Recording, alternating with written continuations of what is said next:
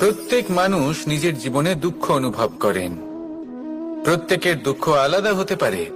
কারোর মনে এই দুঃখ থাকে যে সে তার বাবা মায়ের সব ইচ্ছে পূরণ করতে পারেননি। কেউ এটা ভেবে দুঃখ পান যে সে চিরকাল সদাচার করেছেন, সৎকর্ম করেছেন, কিন্তু তাও তাকে দুরাচারী বলে মনে করা হয়। কেউ এটা ভেবেও দুঃখ পান যে তার সামনে যে ব্যক্তি রয়েছেন তার চোখে তিনি শত্রু হয়ে উঠেছেন বা দুষ্ট হয়ে উঠেছেন, যেখানে তিনি হয়তো কোনো অনুচিত কাজই করেননি।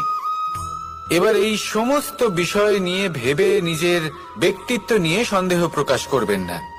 যদি নিজের ব্যক্তিত্ব নিয়ে কোনো সন্দেহ থেকে থাকে, তাহলে কর্ম সংক্রান্ত প্রশ্ন করুন যে আপনি যা করেছেন তাতে কি উচিত ছিল, কি অনুচিত ছিল। যেটা প্রয়োজন সেটা এটা বোঝার যে আপনার অন্তর্মন, আপনার বিবেক আপনাকে কি বলছে, আর আপনার অন্তর্মন আর আপনার বিবেক আপনাকে যেটা করতে বলবে শুধু সেটাই করুন। আর তারপরে এই সংসার কি বলবে, কি ভাববে সেসব নিয়ে ভাবতে যাবেন না।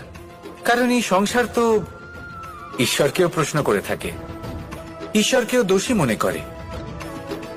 কখনো কখনো যখন কোনো ঘটনা মানুষের ইচ্ছা অনুযায়ী ঘটে না, তখন মানুষ এটা বলে যে হে ঈশ্বর, আপনি আমার পাশে থাকলেন না, আপনি বড়ই কঠোর, এটা আপনার দোষ। যেখানে বেশিরভাগ সময় হয়তো সে নিজেই নিজের কর্মফল ভোগ করছে। আর কখনো কখনো ঈশ্বর হয়তো তার জন্য আরো ভালো কোনো পরিকল্পনা করে রেখেছেন, কিন্তু মানুষ সেটা বুঝতে পারে না।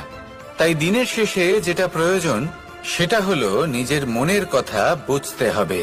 আপনার বিবেক কি বলছে শুধু সেটাই করুন, আর সামনে এগোতে থাকুন। আমার সাথে ভালোবেসে বলুন রাধা রাধা। সবাই বলেন যে জীবনে